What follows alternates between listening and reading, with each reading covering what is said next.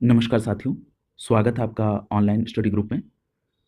घटना चक्र की करंट से संबंधित दृष्टि निरंतर सीरीज के अंतर्गत आज की क्लास में पुरस्कार सम्मान के साथ साथ योजना परियोजना, ऑपरेशन अभियान और आयोग और समिति से संबंधित टॉपिक भी कंप्लीट करा दिया जाएगा। तो चलिए प्रारंभ करते हैं आज का ये सेशन। सबसे पहले पुरस्कार और सम्मान को कंप्लीट कराया जाएगा और इसमें राष्ट्रीय पुरस्कार के अंतर्गत सबसे पहला पुरस्कार दिया गया है पद्म पुरस्कार 2025। याद रखिएगा, केंद्र सरकार के द्वारा 25 जनवरी 2025 को पद्म पुरस्कार की घोषणा की गई।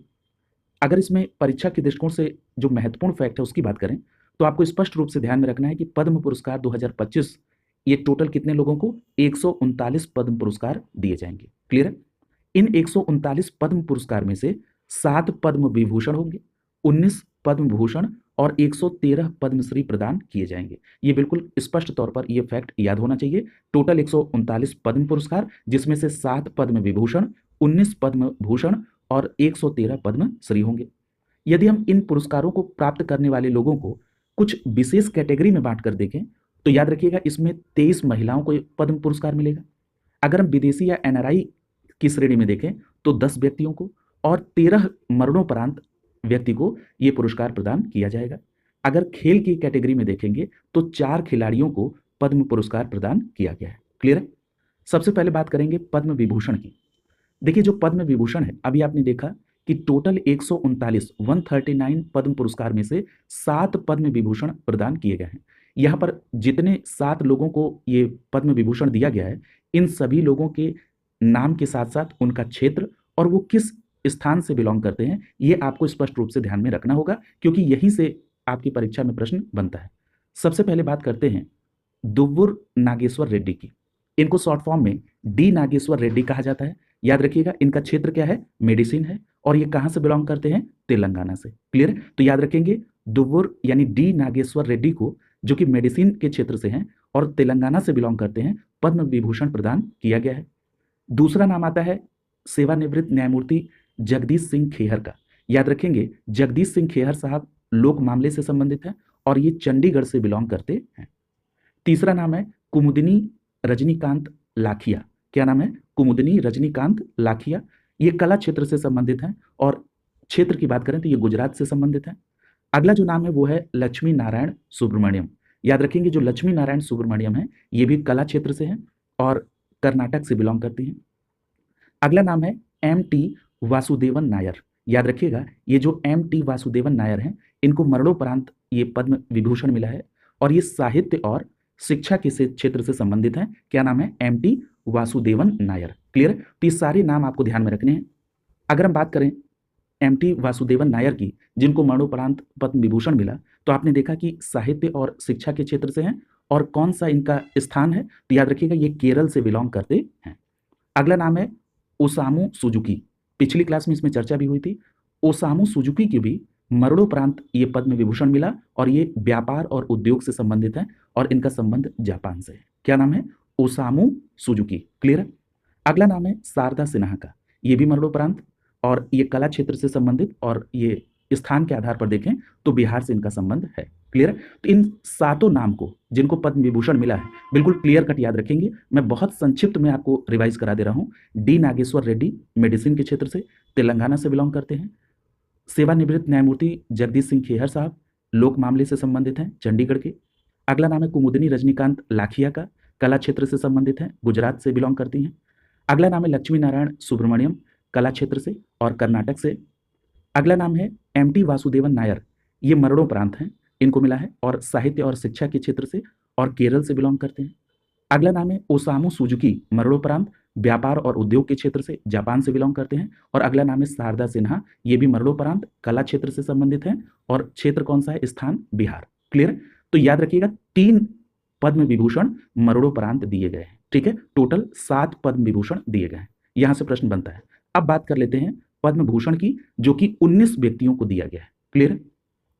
देखिए, अगर हम बात करें पद्म भूषण की, तो अब इसमें आपको 19 लोगों के नाम में जो लोग बहुत महत्वपूर्ण हैं उनके नाम, या आप जिस स्टेट के की परीक्षा को दे रहे हैं वहां से संबंधित अगर कोई व्यक्ति है तो उनको विशेष तौर पर ध्यान में रखेंगे। इसमें सबसे पहला नाम दिया है ए सूर्या प्रकाश। याद रखेंगे ये जो ए सूर्या प्रकाश हैं ये साहित्य और शिक्षा से संबंधित यानी पत्रकारिता क्षेत्र से और कर्नाटक से बिलोंग करते हैं। क्या नाम है? ए सूर्या प्रकाश। अगला नाम है अनंत नाग। ये जो अनंत नाग हैं ये कला क्षेत्र से और कर्नाटक से ही संबंधित हैं। अगला नाम है विवेक देवराय। इनको मरणोपरांत मिला है। ये साहित्य और शिक्षा के क्षेत्र से और कहाँ से बिलोंग करते हैं? एनसीटी दिल्ली से। अगला नाम है जतिन गोस्वामी। याद रखेंगे जतिन गोस्वामी का संबंध कला क्षेत्र से है और ये असम से बिलोंग करते हैं। अगला नाम है जोस चाको पेरियापुरम। क्या नाम है? जोस चाको पेरियापुरम। ये मेडिसिन से संबंधित हैं और केरल से बिलोंग करते हैं। पद्म भूषण मिला है। अगला नाम है कैलाश नाथ दीक्षित। याद रखेंगे कैलाश नाथ दीक्षित साहब ये आर्कियोलॉजी से संबंधित हैं और एनसीटी दिल्ली से बिलोंग करते हैं। अगला नाम है मनोहर जोशी। ये भी मरणोपरांत इनको मिला है, लोक मामले से संबंधित हैं और ये महाराष्ट्र से बिलोंग करते हैं। अगला नाम है नल्ली कुप्पुस्वामी चेट्टी। क्या नाम है? नल्ली कुप्पुस्वामी चेट्टी। ये व्यापार और उद्योग से संबंधित हैं और तमिलनाडु से बिलोंग करते हैं। अगला नाम है नंदा मुरी बालाकृष्णा। याद रखेंगे नंदा मुरी बालाकृष्णा कला क्षेत्र से संबंधित हैं और ये आंध्र प्रदेश से बिलोंग करते हैं। अगला नाम है पी आर श्रीजेश। याद रखिएगा पी आर श्रीजेश खेल क्षेत्र से संबंधित हैं और केरल से बिलोंग करते हैं। याद रखिएगा मैंने आपसे कहा था कि खेल क्षेत्र से बिलोंग करने वाले लोगों की, तो यहाँ पर 4 लोगों को मिला है। इसमें अभी पहला नाम आ रहा है पद्म भूषण से संबंधित। क्या नाम है? P R Sreejesh. देखिए यहाँ से प्रश्न आपसे क्या पूछ सकता है कि जो पी आर श्रीजेश हैं इनका संबंध खेल में किस खेल से है? तो याद रखेंगे पी आर श्रीजेश हॉकी के खेल में ये प्रसिद्ध गोलकीपर है। क्लियर? याद रखिएगा इनको कौन सा पुरस्कार मिला है? पद्म भूषण पुरस्कार मिला है। क्लियर? तो ये बात ध्यान रखेंगे पी आर श्रीजेश और कहां से संबंधित हैं? केरल से। अगला नाम है पंकज पटेल। याद रखिएगा व्यापार और उद्योग से संबंधित है पंकज पटेल और गुजरात से संबंध रखते हैं। अगला नाम है पंकज उदास। मरणोपरांत कला के क्षेत्र से संबंधित है और महाराष्ट्र से बिलोंग करते हैं पंकज उदास। अगला नाम है राम बहादुर राय। अब देखिए जितने लोग उत्तर प्रदेश से संबंधित परीक्षाओं की तैयारी कर रहे हैं ये नाम बहुत महत्वपूर्ण है। राम बहादुर राय किस क्षेत्र के लिए मिला है? साहित्य और शिक्षा के लिए यानी पत्रकारिता क्षेत्र से संबंधित है राम बहादुर राय। ये उत्तर प्रदेश में, याद रखिएगा, गाजीपुर जिले से बिलोंग करते हैं राम बहादुर राय। क्लियर? और वर्तमान समय में जो राम बहादुर राय हैं ये इंदिरा गांधी राष्ट्रीय कला केंद्र, जिसको आप शॉर्ट फॉर्म में IGNCA कहते हैं, उसके ये अध्यक्ष भी हैं। ठीक है? कौन? राम बहादुर राय। क्लियर? और इनको कौन सा पुरस्कार मिला है? पद्म भूषण। उत्तर प्रदेश के गाजीपुर से हैं। अगला नाम है साध्वी रितंभरा। ये भी नाम बहुत पॉपुलर है। याद रखेंगे साध्वी रितंभरा जी को सामाजिक कार्य के लिए ये पद्म भूषण पुरस्कार मिला और इनका संबंध भी उत्तर प्रदेश से है। क्लियर है? साध्वी रितंभरा जी के बारे में एक बात ध्यान रखिएगा कि इन्होंने वृंदावन में वात्सल्य ग्राम की स्थापना की है और इनका जो प्रमुख योगदान माना जाता है वो राम मंदिर आंदोलन में ये काफी सक्रिय रूप में रही और इनको पद्म भूषण पुरस्कार के लिए नामित किया गया। क्या नाम है? साध्वी रितंभरा, सामाजिक कार्य के लिए। क्लियर? अगला नाम है एस अजीत कुमार। याद रखेंगे ये जो एस अजीत कुमार हैं ये कला क्षेत्र से हैं और तमिलनाडु से बिलोंग करते हैं। अगला नाम है शेखर कपूर का, कला क्षेत्र से हैं और महाराष्ट्र से बिलोंग करते हैं। अगला नाम है शोभना चंद्रा कुमार। याद रखेंगे शोभना चंद्रा कुमार कला क्षेत्र से हैं और तमिलनाडु से बिलोंग करते हैं। क्लियर? तो ये सारी बातों को ध्यान में रखेंगे। अगला देखिए, अगला नाम है सुशील कुमार मोदी का। याद रखिएगा मरणोपरांत सुशील कुमार मोदी को पद्म भूषण के लिए नामित किया गया लोक मामले के क्षेत्र से और ये बिहार राज्य से संबंधित हैं। अगला जो नाम है वो है विनोद धाम का। याद रखिएगा विनोद धाम विज्ञान एवं प्रौद्योगिकी क्षेत्र से हैं और USA से बिलोंग करते हैं, इसलिए विनोद धाम का नाम महत्वपूर्ण है। याद रखिएगा विनोद धाम विज्ञान एवं प्रौद्योगिकी से संबंधित है और USA से संबंधित है। ठीक है? तो ये बात ध्यान में रखेंगे। तो टोटल 19 लोगों को ये पद्म भूषण पुरस्कार मिला। इन 19 व्यक्तियों के क्षेत्र और स्थान को आपने यहां पर देखा है। क्लियर? अब हम बात करते हैं पद्मश्री से सम्मानित 113 व्यक्तियों की। तो यहां पर टोटल 113 व्यक्तियों की तो चर्चा नहीं होगी, इसमें से जो बहुत महत्वपूर्ण नाम है उस पर चर्चा होगी। तो देखिए यहां पर सबसे पहले अद्वैत चरण गडनायक की बात हो रही है। याद रखिएगा ये जो अद्वैत चरण गडनायक साहब हैं ये कला से संबंधित हैं और उड़ीसा से बिलोंग करते हैं और इनको पद्मश्री पुरस्कार मिला। अगला नाम है अच्युत रामचंद्र पालव। ये जो अच्युत रामचंद्र पालव हैं ये भी कला क्षेत्र से संबंधित हैं और महाराष्ट्र से बिलोंग करते हैं। अगला नाम है अजय वी भट्ट। याद रखेंगे अजय वी भट्ट साहब विज्ञान एवं प्रौद्योगिकी से संबंधित हैं और USA से बिलोंग करते हैं। तो यूएसए से संबंधित दो नाम आपने देखा। अभी आपने विनोद धाम का नाम देखा जो कि विज्ञान एवं प्रौद्योगिकी क्षेत्र से हैं और इनको यूएसए से हैं और इनको कौन सा पुरस्कार मिला था? पद्म भूषण। और अभी आप देख रहे हैं अजय वी भट्ट साहब को जो कि विज्ञान एवं प्रौद्योगिकी ही क्षेत्र से हैं और यूएसए से ही बिलोंग करते हैं। ठीक है, तो ये ध्यान रखिएगा। अगला नाम है अरिजीत सिंह, कला क्षेत्र से हैं और पश्चिम बंगाल से बिलोंग करते हैं। अरुंधति भट्टाचार्य, अरुंधति भट्टाचार्य ये विज्ञान एवं उद्योग क्षेत्र से और महाराष्ट्र से बिलोंग करते हैं। क्लियर। अगला है अरविंद शर्मा, याद रखेंगे अरविंद शर्मा साहित्य एवं शिक्षा क्षेत्र से हैं और कनाडा से बिलोंग करते हैं। ठीक है, तो जो लोग विदेशी हैं या एनआरआई हैं ऐसे नामों को भी आपको ध्यान में रखना है। अगला नाम है अशोक लक्ष्मण सर्राफ, याद रखिएगा अशोक लक्ष्मण सर्राफ ये कला क्षेत्र से हैं और महाराष्ट्र से बिलोंग करते हैं। अगला नाम है आशुतोष शर्मा, ये विज्ञान एवं प्रौद्योगिकी क्षेत्र से हैं और उत्तर प्रदेश से बिलोंग करते हैं। तो उत्तर प्रदेश का पहला नाम अभी आपने देखा आशुतोष शर्मा का, किस पुरस्कार में पहला नाम है? पद्मश्री में। क्लियर है, तो याद रखेंगे पद्मश्री में अभी आपने आशुतोष शर्मा का नाम देखा विज्ञान एवं प्रौद्योगिकी से। अगला नाम है अश्विनी भिड़े देश पांडे, याद रखेंगे अश्विनी भिड़े देश पांडे कला क्षेत्र से हैं और महाराष्ट्र से बिलोंग करते हैं। अगला नाम है भीम सिंह भावेश का, याद रखेंगे भीम सिंह भावेश सामाजिक कार्य से हैं और बिहार राज्य से बिलोंग करते हैं। क्या नाम है? भीम सिंह भावेश। अगला नाम है ज्ञानेश्वर शास्त्री द्रविड़, याद रखेंगे ज्ञानेश्वर शास्त्री द्रविड़ ये साहित्य और शिक्षा से संबंधित हैं और उत्तर प्रदेश से बिलोंग करते हैं। तो यहाँ पर आपने दो नाम देखा उत्तर प्रदेश का, एक तो आशुतोष शर्मा विज्ञान एवं प्रौद्योगिकी से और दूसरा नाम आप देख रहे हैं ज्ञानेश्वर शास्त्री द्रविड़ का जो साहित्य और शिक्षा से संबंधित है और उत्तर प्रदेश से बिलोंग करते हैं। अगला नाम है हरविंदर सिंह, खेल से संबंधित है, हरियाणा राज्य के हैं। अब यहाँ पर यह भी प्रश्न बनेगा कि जो हरविंदर सिंह हैं खेल से संबंधित हैं, किस खेल से? तो याद रखेंगे पैरालंपियन तीरंदाज हैं ये। हरविंदर सिंह पैरालंपियन तीरंदाज हैं और एक बात और याद रखिएगा कि जो पेरिस पैरालंपिक था उसमें स्वर्ण पदक जीता था इन्होंने और इस प्रकार ये तीरंदाज में भारत का पहला पैरालंपिक स्वर्ण पदक लाए थे। क्लियर है, भारत के लिए पहला पैरालंपिक में स्वर्ण पदक लाने वाले कौन थे तीरंदाजी में? तो उनका नाम था हरविंदर सिंह। क्लियर, तो हरविंदर सिंह क्या है? पैरालंपियन तीरंदाज है। ठीक है, और इनको कौन सा पुरस्कार मिला है? पद्मश्री पुरस्कार मिला है और इनका संबंध कहां से है? हरियाणा से है। अगला नाम है हेमंत कुमार का, याद रखेंगे हेमंत कुमार मेडिसिन क्षेत्र से हैं और बिहार से बिलोंग करते हैं। अगला नाम है हृदय नारायण दीक्षित का, साहित्य और शिक्षा से संबंधित हैं और उत्तर प्रदेश से बिलोंग करते हैं, इनको भी पद्मश्री के लिए नामित किया गया है। तो तीन नाम आपने देख लिए उत्तर प्रदेश से संबंधित। अगला है जसपिंदर नरूला, कला क्षेत्र से हैं और महाराष्ट्र से बिलोंग करते हैं।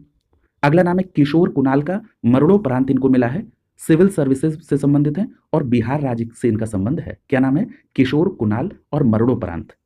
अगला नाम है नारायण और इनको भुलई भाई भी कहा जाता है, ये इनको भी मरणोपरांत मिला और लोक मामले से संबंधित हैं और किस राज्य से संबंधित हैं? उत्तर प्रदेश से। क्लियर है, तो याद रखेंगे नारायण यानी भुलई भाई मरणोपरांत लोक मामले में और उत्तर प्रदेश से संबंधित हैं, इनको पद्मश्री के लिए नामित किया गया। अगला नाम है निर्मला देवी, याद रखिएगा निर्मला देवी कला क्षेत्र से हैं और बिहार राज्य से बिलोंग करती हैं। अगला नाम है आर अश्विन, आप जानते हैं खेल में क्रिकेट से संबंधित हैं, तमिलनाडु से बिलोंग करते हैं और इनको पद्मश्री के लिए नामित किया गया है। अगला नाम है सत्यपाल सिंह, याद रखेंगे सत्यपाल सिंह खेल से संबंधित हैं और वो भी उत्तर प्रदेश राज्य से संबंधित है। यहाँ पर सत्यपाल सिंह के बारे में एक बात ध्यान रखिएगा, ये पैरा एथलेटिक्स कोच हैं। ये जो सत्यपाल सिंह हैं ये पैरा एथलेटिक्स कोच हैं। ठीक है, तो ये बात ध्यान में रखिएगा, इनको पद्मश्री के लिए नामित किया गया। अगला है श्याम बिहारी अग्रवाल, याद रखेंगे श्याम बिहारी अग्रवाल ये कला क्षेत्र से हैं और उत्तर प्रदेश से ही बिलोंग करते हैं। अगला नाम है सोनिया नित्यानंद, उत्तर प्रदेश के ही हैं और मेडिसिन क्षेत्र से संबंधित हैं। और अगला है सईद ऐनुल हसन, क्या नाम है? सईद ऐनुल हसन, ये साहित्य और शिक्षा क्षेत्र से हैं और उत्तर प्रदेश से बिलोंग करते हैं। तो इस बार उत्तर प्रदेश के कई नाम हैं, इनको आपको ध्यान में रखना है। सबसे पहला नाम आपने आशुतोष शर्मा का देखा, विज्ञान प्रौद्योगिकी से उत्तर प्रदेश से बिलोंग करते हैं। उसके बाद आपने पद्मश्री में ज्ञानेश्वर शास्त्री द्रविड़ का नाम देखा, साहित्य और शिक्षा से हैं, उत्तर प्रदेश से बिलोंग करते हैं। उसके बाद आपने नारायण यानी भुलई भाई का नाम देखा, मरणोपरांत लोक मामले से संबंधित हैं, उत्तर प्रदेश से बिलोंग करते हैं। उसके बाद आपने सत्यपाल सिंह को देखा जो कि पैरा एथलेटिक्स हैं यानी खेल से संबंधित हैं, उत्तर प्रदेश से बिलोंग करते हैं। उसके बाद आपने पद्मश्री में श्याम बिहारी अग्रवाल को देखा, कला क्षेत्र से हैं, उत्तर प्रदेश से बिलोंग करते हैं। सोनिया नित्यानंद का नाम आपने देखा, मेडिसिन से संबंधित हैं और उत्तर प्रदेश से बिलोंग करते हैं।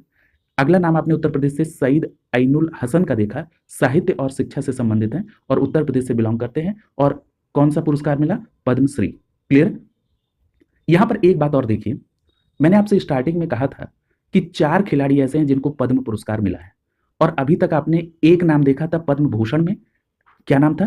पी.आर. श्रीजेश, जो कि हॉकी के खेल से हैं, गोलकीपर हैं। ये इनको क्या मिला था? पद्म भूषण।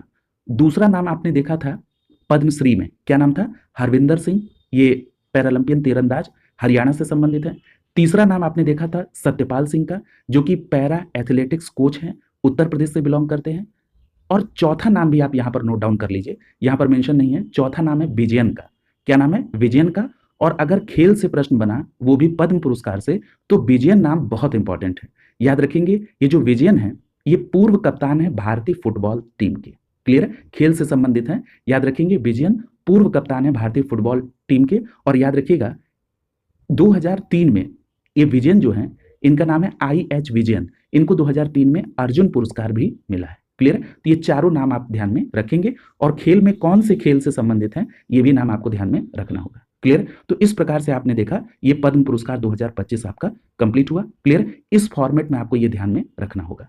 अगला देखिए, देखिए बहुत आसान होता कि बस सीधे सीधे नाम और क्षेत्र हो जाता, लेकिन उसका कोई औचित्य नहीं है। क्लियर?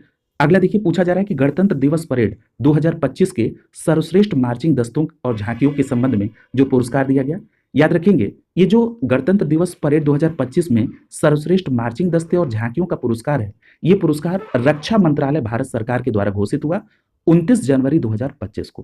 क्लियर है? किसके द्वारा? रक्षा मंत्रालय भारत सरकार के द्वारा। अगर हम बात करें शीर्ष 3 झांकियों की, तो याद रखेंगे जो गणतंत्र दिवस परेड 2025 में शीर्ष 3 झांकियां थी राज्य और संघ राज्य क्षेत्र से संबंधित, इसमें पहला पुरस्कार मिला है उत्तर प्रदेश को। किसको? उत्तर प्रदेश को। और किस पर आधारित थी? महाकुंभ 2025 स्वर्णिम भारत विरासत और विकास। महाकुंभ 2025 स्वर्णिम भारत विरासत और विकास से संबंधित उत्तर प्रदेश की झांकी को पहला स्थान मिला। दूसरा स्थान मिला है त्रिपुरा की झांकी को। किस पर आधारित? शाश्वत श्रद्धा। त्रिपुरा में 14 देवताओं की पूजा है, जिसको आप कहते हैं खर्ची पूजा। ठीक है? तो याद रखेंगे, खर्ची पूजा पर आधारित त्रिपुरा की झांकी को दूसरा पुरस्कार मिला है। और ये जो त्रिपुरा में खर्ची पूजा है, ये त्रिपुरा में 14 देवताओं की पूजा मानी जाती है। क्लियर? अगला जो तीसरा पुरस्कार है, वो आंध्र प्रदेश को मिला है। याद रखिएगा, ये जो आंध्र प्रदेश को पुरस्कार मिला तीसरा, इनकी झांकी किस पर आधारित थी? तो याद रखेंगे एटी कोप्पका वोमल्लू। क्या नाम है? एटी कोप्पका वोमल्लू। ये पर्यावरण अनुकूल लकड़ी के खिलौने पर आधारित झांकी है। क्लियर है? तो ये भी आपको ध्यान में रखना है, तीसरा पुरस्कार आंध्र प्रदेश को। अगला पूछा जा रहा है कि सेवाओं में सर्वश्रेष्ठ मार्चिंग टुकड़ी, तो याद रखेंगे सेवाओं में सर्वश्रेष्ठ मार्चिंग टुकड़ी जम्मू कश्मीर की राइफल्स दल को। ठीक है? अगला पूछा जा रहा है कि CAPF और अन्य सहायक बलों में सर्वश्रेष्ठ झांकी किसकी थी? तो याद रखेंगे दिल्ली पुलिस मार्चिंग दल की। ठीक है? अगर पूछा जाए कि केंद्रीय मंत्रालयों और विभागों में किसकी झांकी सर्वश्रेष्ठ थी, तो याद रखिएगा जनजातीय कार्य मंत्रालय की। ठीक है? जनजातीय गौरव वर्ष पर आधारित थी। ठीक है? अब देखिए, यहीं से प्रश्न एक को रिलेट किया जा सकता है कि जो जनजातीय गौरव दिवस है, ये कब मनाया जाता है। क्लियर? तो आप सभी इस बात से निश्चित रूप से परिचित होंगे कि जो जनजातीय गौरव दिवस है, ये प्रतिवर्ष 15 नवंबर को मनाया जाता है। कब मनाया जाता है? 15 नवंबर को मनाया जाता है। ठीक है? और एक बात और याद रखिएगा कि ये भगवान बिरसा मुंडा की जयंती पर आधारित है।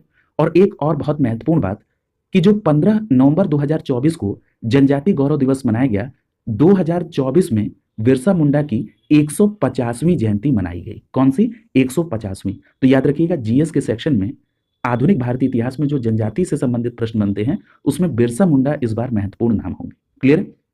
और याद रखिएगा 2021 से ये जनजातीय गौरव दिवस मनाया जा रहा है।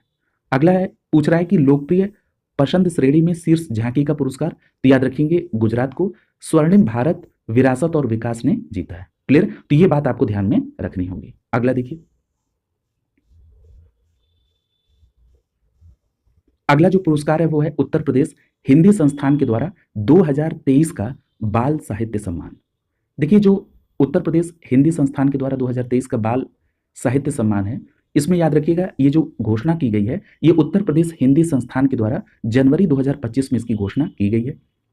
अगर हम विभिन्न श्रेणियों में जो पुरस्कार जीते गए पाने वाले लोग हैं, उनकी चर्चा कर लें, तो इसमें सबसे पहली श्रेणी आपको ध्यान में रखनी है, सुभद्रा कुमारी चौहान महिला बाल साहित्य सम्मान। ये किसको मिला है? तो याद रखेंगे लखनऊ की करुणा पांडे जी को मिला है। तो सुभद्रा कुमारी चौहान महिला बाल साहित्य सम्मान करुणा पांडे जी को, लखनऊ से संबंधित है।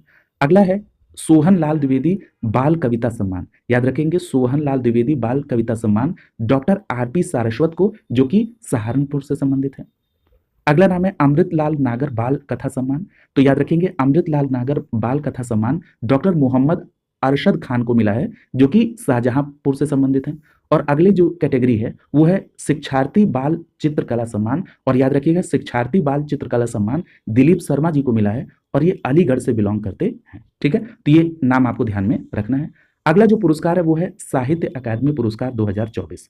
याद रखिएगा साहित्य अकादमी संस्थान के द्वारा 21 भारतीय भाषाओं में इस वार्षिक पुरस्कार की घोषणा की गई है। कितनी? 21 भारतीय भाषाओं में, और कब की गई? 18 दिसंबर 2024 को। आइए इसमें से कुछ प्रमुख लेखकों की बात कर लें। सबसे पहला नाम है गगन गिल का। किसका? गगन गिल का। याद रखिएगा ये जो लेखक गगन गिल हैं ये किस भाषा से संबंधित है? हिंदी से। और इनकी रचना कौन सी है? तो इनकी रचना का नाम है मैं जब तक आई बाहर। ठीक है, ये एक कविता है, मैं जब तक आई बाहर, हिंदी भाषा से संबंधित है, और लेखक हैं गगन गिल। और इनको कौन सा पुरस्कार मिला है? साहित्य अकादमी पुरस्कार। किस भाषा में? हिंदी के लिए। अगला जो नाम है लेखक का वो है इस्टरिन किरे। क्या नाम है? इस्टरिन किरे। याद रखेंगे इस्टरिन किरे का संबंध अंग्रेजी भाषा से है, और इनकी रचना का नाम है स्पिरिट नाइट्स। क्या नाम है?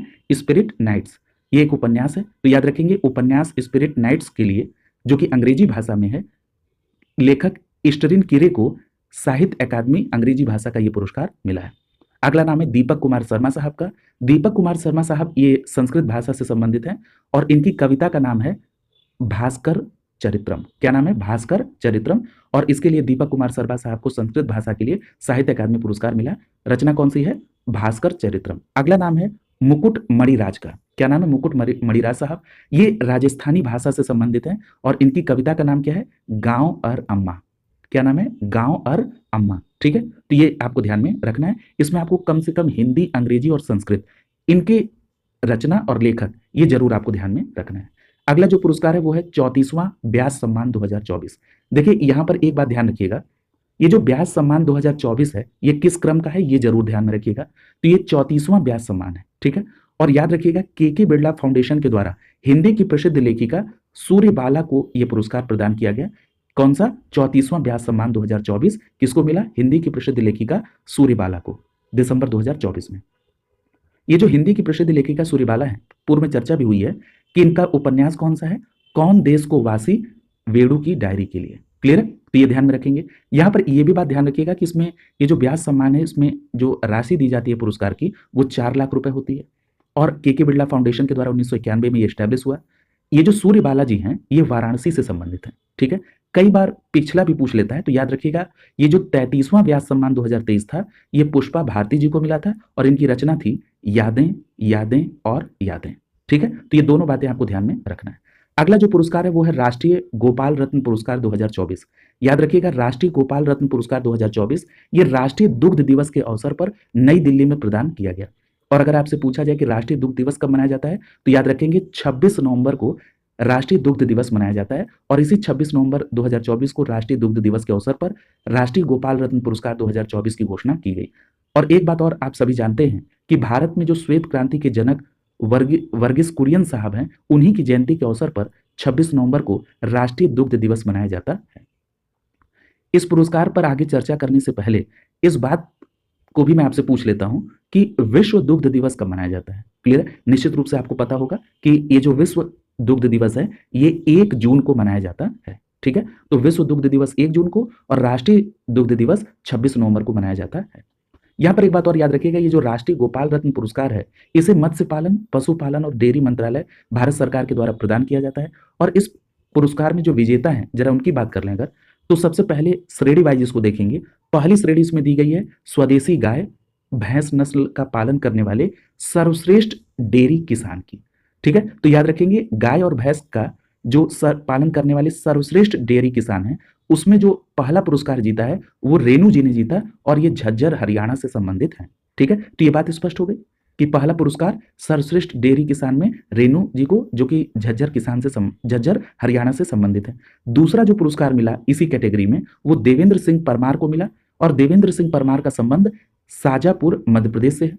तीसरा पुरस्कार मिला है सुरभि सिंह को, जो कि बिजनौर उत्तर प्रदेश से संबंधित है। तो ये नाम ध्यान में रखना है कि सर्वश्रेष्ठ डेयरी किसान का जो पुरस्कार है उसमें तीसरा पुरस्कार उत्तर प्रदेश से सुरभि सिंह ने जीता और ये बिजनौर से संबंधित है। तो इसमें आप अगर कम से कम याद रखना चाहते हैं तो पहला नाम याद रखेंगे रेणु, जो कि झज्जर हरियाणा की है, और जो तीसरा नाम है सुरभि सिंह, बिजनौर उत्तर प्रदेश से संबंधित है। ठीक है, अगला देखिए, अगली जो कैटेगरी है वो कौन सी है? सर्वश्रेष्ठ डेयरी सहकारी समाज, दुग्ध उत्पादन कंपनी या डेयरी किसान उत्पादक संगठन। क्लियर है? तो इसमें जो पहला पुरस्कार जीता है वो किसने जीता है? The Gabat milk producers cooperative society limited, Aravalli Gujarat, तथा milk producer cooperative society limited, Bisnal Bagalkot Karnataka ने। क्लियर है? तो पहला पुरस्कार दो लोगों ने जीता। क्लियर है? एक है the Gabat milk producers cooperative society limited Aravalli Gujarat, और दूसरा milk producer cooperative society limited Bisanal Bagalkot Karnataka. Clear है? तो ये नाम कम से कम आप सुन जरूर लें, यहां से प्रश्न आने की संभावना तो थोड़ी कम है। क्लियर है? क्योंकि जहां पर संभावना ज्यादा रहेगी वहां मैं आपका ध्यान आकृष्ट करा दूंगा। दूसरा जो पुरस्कार है वो है प्रतापपुरा दुग्ध उत्पादन सहकारी समिति लिमिटेड, प्रतापपुरा भीलवाड़ा राजस्थान। अगली जो कैटेगरी है वो है सर्वश्रेष्ठ कृत्रिम गर्भाधान तकनीकी, यानी AIT। ये जो सर्वश्रेष्ठ कृत्रिम गर्भाधान तकनीकी की श्रेणी है, इसमें पहला पुरस्कार किसने जीता? तो इसमें पहला पुरस्कार भास्कर प्रधान, जो कि सुबर्णापुर उड़ीसा से संबंधित है। दूसरा नाम है राजेंद्र कुमार, जो कि हनुमानगढ़ राजस्थान से संबंधित है। ठीक है, तो याद रखेंगे सर्वश्रेष्ठ कृत्रिम गर्भाधान तकनीकी श्रेणी में पहला पुरस्कार भास्कर प्रधान, जो कि सुबर्णापुर उड़ीसा से संबंधित है, और राजेंद्र कुमार हनुमानगढ़ राजस्थान को मिला, और दूसरा पुरस्कार मिला वीरेंद्र कुमार सैनी हनुमानगढ़ राजस्थान से जो संबंधित है। ठीक है, अगला जो है वो है अंतर्राष्ट्रीय पुरस्कार। देखिए, अब आपको ध्यान में रखना है कि अंतर्राष्ट्रीय पुरस्कार से संबंधित किन किन लोगों को कौन से पुरस्कार मिले। देखिए, राष्ट्रीय पुरस्कार में तो अब ये कंप्लीट हो गया है। अंतर्राष्ट्रीय में पहला नाम है टर्नर पुरस्कार का। ये जो टर्नर पुरस्कार है ये किसको मिला? तो याद रखेंगे ये जो टर्नर पुरस्कार है ये जसलीन कौर को मिला। याद रखिएगा, ग्लासगो में जन्मी भारतीय मूल की कलाकार हैं, नाम है जसलीन कौर, और इनको टर्नर पुरस्कार 2024 प्रदान किया गया। याद रखिएगा, टर्नर पुरस्कार में जो पुरस्कार राशि है वो 25,000 पाउंड दी जाती है। किसको मिला टर्नर पुरस्कार 2024? जसलीन कौर को। ठीक है, अगला जो अंतर्राष्ट्रीय पुरस्कार है उसका नाम है OPCW। क्या नाम है? OPCW द हेग पुरस्कार 2024। याद रखेंगे, भारतीय रसायन परिषद, जिसको शॉर्ट फॉर्म में ICC कहते हैं, इसको प्रदान किया गया। कौन सा? OPCW द हेग पुरस्कार 2024। किसको? भारतीय रासायनिक परिषद यानी ICC को। क्लियर है? अब बात करेंगे फिल्म पुरस्कार की। फिल्म पुरस्कार में जो सबसे पहला है वो है 5वां फिल्म फेयर OTT अवार्ड 2024। यहां पर ध्यान रखिएगा किस क्रम का है ये? 5वां है फिल्म फेयर OTT अवार्ड 2024। ठीक है, याद रखिएगा दिसंबर 2024 में ये प्रदान किया गया। क्लियर है? और इसमें प्रदान किए गए जो प्रमुख अवार्ड हैं उनकी अगर हम बात कर लें, किसमें? 5वां फिल्म फेयर OTT अवार्ड 2024 में। अगर हम बात करें सर्वश्रेष्ठ सीरीज की, तो याद रखेंगे सर्वश्रेष्ठ सीरीज का जो पुरस्कार है वो मिला है द रेलवे मैन को। ठीक है, तो ये 5वां फिल्म फेयर OTT अवार्ड 2024 में सर्वश्रेष्ठ सीरीज कौन सी? The railway man. अगर बात करें सर्वश्रेष्ठ निर्देशक सीरीज की कैटेगरी में, तो याद रखिएगा समीर सक्सेना और अमित गोलानी को। किसको? समीर सक्सेना और अमित गोलानी को। किसके लिए? काला पानी के लिए। अगला कह रहा है कि सर्वश्रेष्ठ अभिनेता सीरीज की कैटेगरी में, और कॉमेडी की अगर हम बात करें तो राजकुमार राव को। किसके लिए? Guns and Gulabs. ठीक है, गन्स एंड गुलाब्स के लिए। क्लियर है? किसको? राजकुमार राव को कॉमेडी में। अगला जो है वो है सर्वश्रेष्ठ अभिनेता सीरीज की कैटेगरी में। अगर हम ड्रामा में देखें तो मिला है गगन देव रियार को। किसको? गगन देव रियार को। ठीक है, और याद रखिएगा किसके लिए? तो स्कैम 2003 द तेलगी स्टोरी। ठीक है, तो किसको मिला? गगन देव रियार को। अगला है सर्वश्रेष्ठ अभिनेत्री का सीरीज में ही। अगर हम कॉमेडी में बात करें तो गीतांजलि कुलकर्णी को मिला गुल्लक सीजन 4 के लिए। क्लियर है? अगर हम बात करें सर्वश्रेष्ठ अभिनेत्री सीरीज की कैटेगरी में ड्रामा में, यानी जो सर्वश्रेष्ठ अभिनेता सीरीज में जो ड्रामा में गगन देव रियार को मिला स्कैम 2003 द तेलगी स्टोरी के लिए, उसी सर्वश्रेष्ठ अभिनेत्री सीरीज ड्रामा में मनीषा कोइराला को मिला है और हीरा मंडी द डायमंड बाजार के लिए। क्लियर? तो ये बातें आपको ध्यान में रखना होगा। यहां पर हम लोग बात कर रहे थे ये सीरीज की श्रेणी में। ठीक है, अब आप देखेंगे फिल्म की श्रेणी में। ठीक है, तो देखिए सर्वश्रेष्ठ फिल्म का किसको मिला है? तो याद रखेंगे सर्वश्रेष्ठ फिल्म अगर हम वेब ओरिजिनल में बात करें तो वो मिला है अमर सिंह चमकीला। किसको? अमर सिंह चमकीला।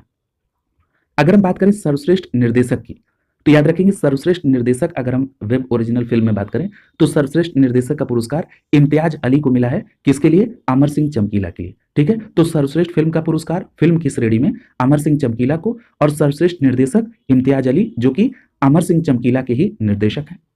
अगर हम बात करें सर्वश्रेष्ठ अभिनेता की, तो याद रखेंगे सर्वश्रेष्ठ अभिनेता का पुरस्कार दलजीत सिंह दोसांझ का है। किसका क्या नाम है? दलजीत दोसांझ। ठीक है, नाम क्या है? दलजीत दोसांझ। किस फिल्म से संबंधित है? अमर सिंह चमकीला। तो यहां पर आपने देखा कि सर्वश्रेष्ठ फिल्म में भी अमर सिंह चमकीला, सर्वश्रेष्ठ निर्देशक में इम्तियाज अली, जो कि अमर सिंह चमकीला के ही निर्देशक हैं, और सर्वश्रेष्ठ अभिनेता का पुरस्कार भी दलजीत दोसांझ को मिला है, अमर सिंह चमकीला से ही इसी फिल्म में इन्होंने अभिनेता का रोल किया था। अगर हम बात करें सर्वश्रेष्ठ अभिनेत्री की, तो याद रखेंगे सर्वश्रेष्ठ अभिनेत्री का पुरस्कार करीना कपूर को मिला है। ठीक है, करीना कपूर खान को। किसके लिए? जाने जान के लिए। क्लियर? तो याद रखेंगे 5वां फिल्म फेयर ओटीटी अवार्ड 2024 में फिल्म श्रेणी में जो सर्वश्रेष्ठ अभिनेत्री का पुरस्कार है करीना कपूर खान को जाने जान के लिए मिला है। अगर हम बात करें सर्वश्रेष्ठ सहायक अभिनेता की, तो याद रखेंगे सर्वश्रेष्ठ सहायक अभिनेता में जयदीप अहलावत को मिला है, और ये जो जयदीप अहलावत हैं, ये किस फिल्म से? महाराज से संबंधित हैं। अगला है सर्वश्रेष्ठ सहायक अभिनेत्री की, तो याद रखेंगे सर्वश्रेष्ठ सहायक अभिनेत्री में वामिका गब्बी को मिला है खुफिया में काम के लिए। क्लियर है? तो ये बातें आपको ध्यान में रखनी होंगी। अगला देखिए, तो यहां पर ये ध्यान रखिएगा कि फिल्म फेयर ओटीटी अवार्ड 2024 किस क्रम का था? 5वां था, और सीरीज की कैटेगरी में सबसे सर्वश्रेष्ठ सीरीज किसको दी गई? द रेलवे मैन को, और फिल्म की कैटेगरी में सर्वश्रेष्ठ फिल्म किसको मिला? अमर सिंह। अगला जो पुरस्कार है वो है 82वां गोल्डन ग्लोब अवार्ड 2025। पहली बात आपको क्रम याद रखना है कि जो गोल्डन ग्लोब अवार्ड 2025 है ये किस क्रम का है? 82वां गोल्डन ग्लोब अवार्ड 2025 है। ठीक है, याद रखिएगा सबसे पहली बात, ये जो 82वां गोल्डन ग्लोब अवार्ड 2025 दिया गया, ये आयोजन कहां पर हुआ था? तो याद रखेंगे बेवेरली हिल्टन, लॉस एंजल्स, कैलिफोर्निया में 5 जनवरी 2025 को 82वां गोल्डन ग्लोब अवार्ड 2025 का आयोजन किया गया। कहां पर? बेवेरली हिल्टन, लॉस एंजल्स, कैलिफोर्निया में। ठीक है, अब हम बात कर लेते हैं कि इसमें जो प्रमुख वर्गों में जो पुरस्कार दिए गए, इसमें सबसे पहले बात करें सर्वश्रेष्ठ मोशन फिल्म ड्रामा की कैटेगरी में, तो याद रखेंगे सर्वश्रेष्ठ मोशन फिल्म ड्रामा की कैटेगरी में द ब्रूट लिस्ट को पुरस्कार मिला है। अगर हम बात करें मोशन फिल्म ड्रामा की कैटेगरी में सर्वश्रेष्ठ अभिनेता और अभिनेत्री की, तो याद रखेंगे सर्वश्रेष्ठ अभिनेता का पुरस्कार एड्रियन ब्रॉन्डी को मिला। इनकी फिल्म कौन सी थी? The brute list. यानी जिस फिल्म को सर्वश्रेष्ठ फिल्म का पुरस्कार मिला द ब्रूट लिस्ट, उसी के अभिनेता को सर्वश्रेष्ठ अभिनेता का पुरस्कार मिला, और उस अभिनेता का नाम क्या है? एड्रियन ब्रॉन्डी। अगर हम अभिनेत्री की बात करें, तो अभिनेत्री जिसको ये पुरस्कार मिला उनका नाम है फर्नांडा टोरेस, और इनकी फिल्म का नाम क्या है? I am still here. ठीक है, तो ये बात ध्यान में रखेंगे। अगर हम बात करें सर्वश्रेष्ठ मोशन फिल्म की संगीत या हास्य वर्ग में, तो ये पुरस्कार किसको मिला है? तो याद रखेंगे ये पुरस्कार मिला है एमिलिया पेरेज को। ठीक है, तो ध्यान रखेंगे सर्वश्रेष्ठ मोशन फिल्म का पुरस्कार संगीत या हास्य वर्ग में एमिलिया पेरेज को मिला है।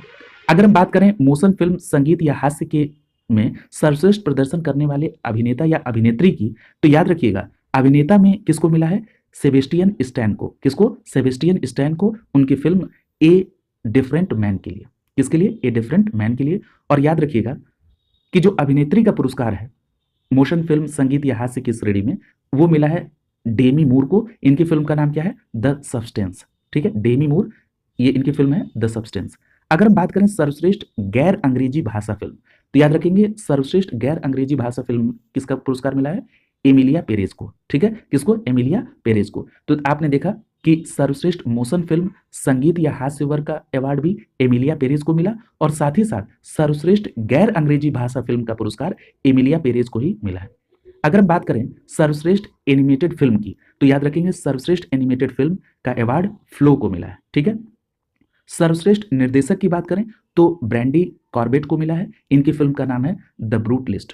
ठीक है, तो ये भी बात ध्यान में रखेंगे। और द ब्रूट लिस्ट को कौन सा अवार्ड मिला था? सर्वश्रेष्ठ मोशन फिल्म ड्रामा का अवार्ड द ब्रूट लिस्ट को मिला था, ये बात। और याद रखिएगा सर्वश्रेष्ठ निर्देशक का पुरस्कार ब्रैंडी कॉर्बेट को, और ये किस फिल्म के निर्देशक हैं? द ब्रूट लिस्ट के। क्लियर है? अगला जो नाम है वो आता है किसका?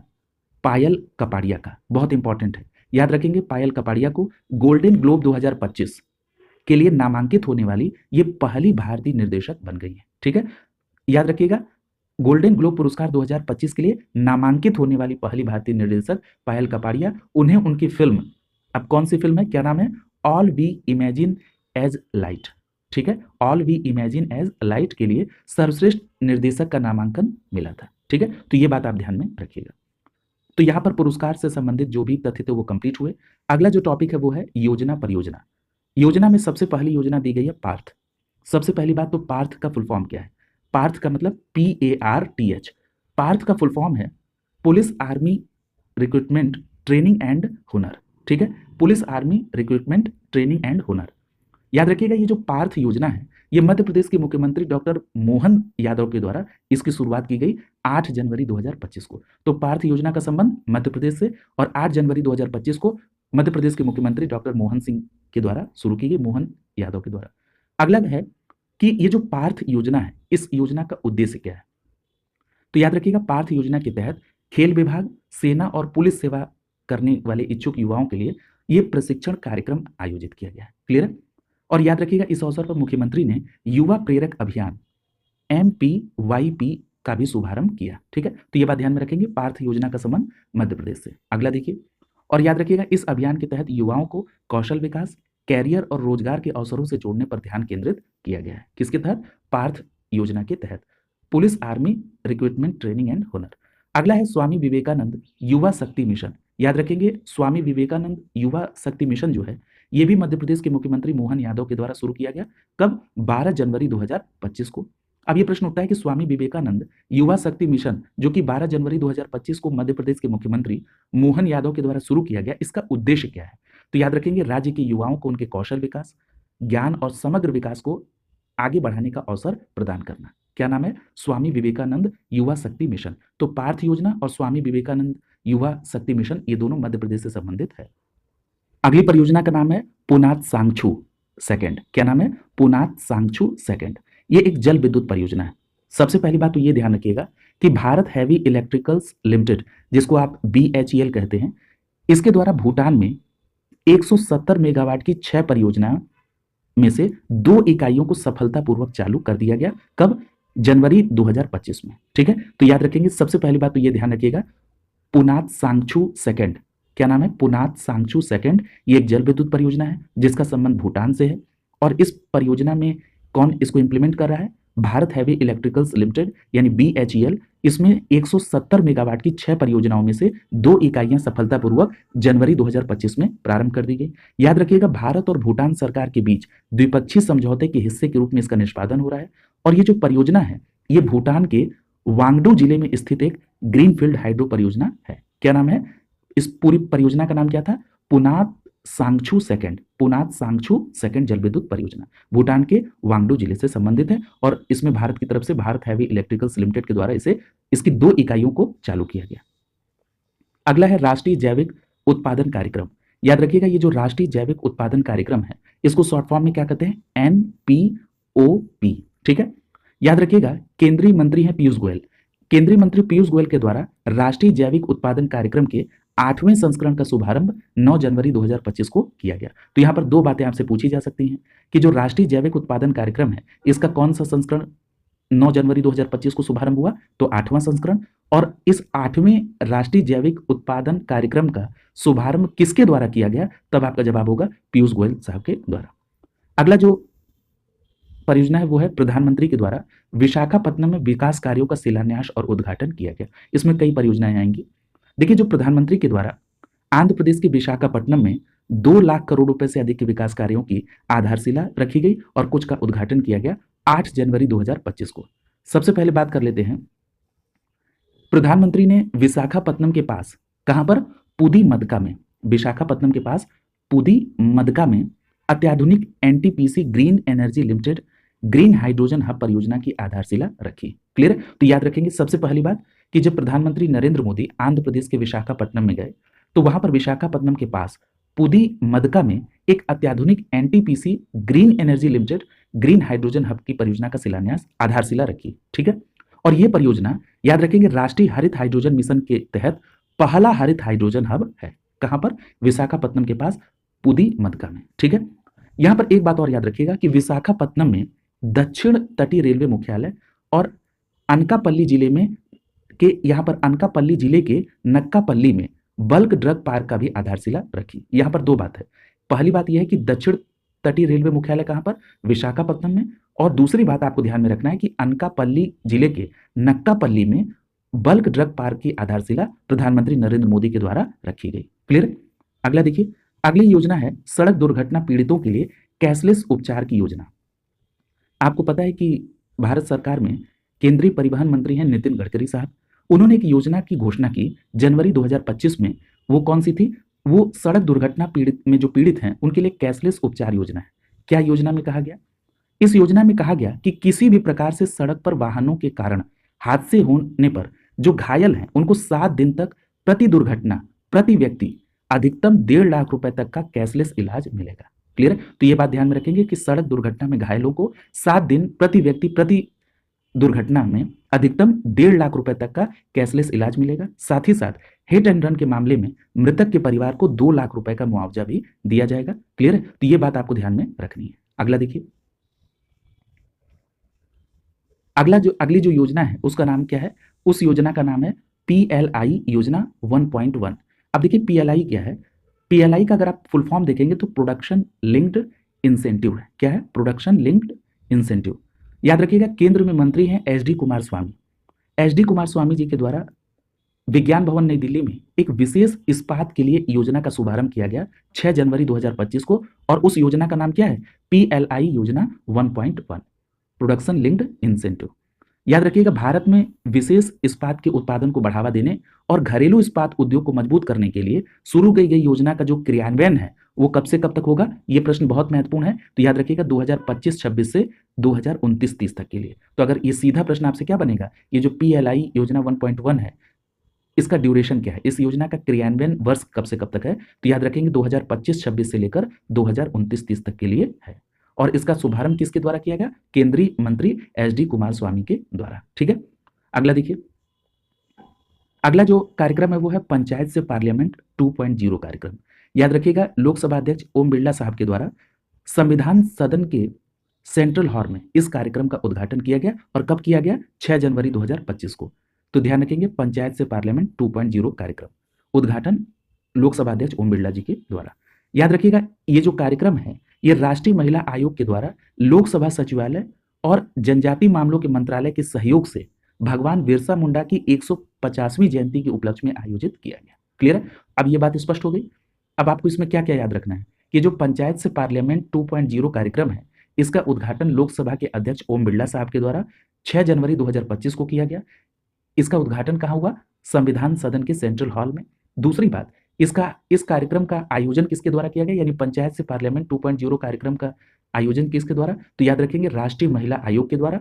और ये ध्यान रखिएगा, इसमें सहयोग किसने दिया? तो लोकसभा सचिवालय और जनजातीय मामलों के मंत्रालय के द्वारा। और ये कार्यक्रम जो पंचायत से पार्लियामेंट 2.0 है ये किस उपलक्ष्य में मनाया गया? तो बिरसा मुंडा जी की जो 150वीं जयंती मनाई गई। मैंने आपसे पहले भी कहा था कि बिरसा मुंडा का जो जन्म जयंती है इस पर जनजातीय गौरव दिवस मनाया जाता है। ठीक है, 15 नवंबर को।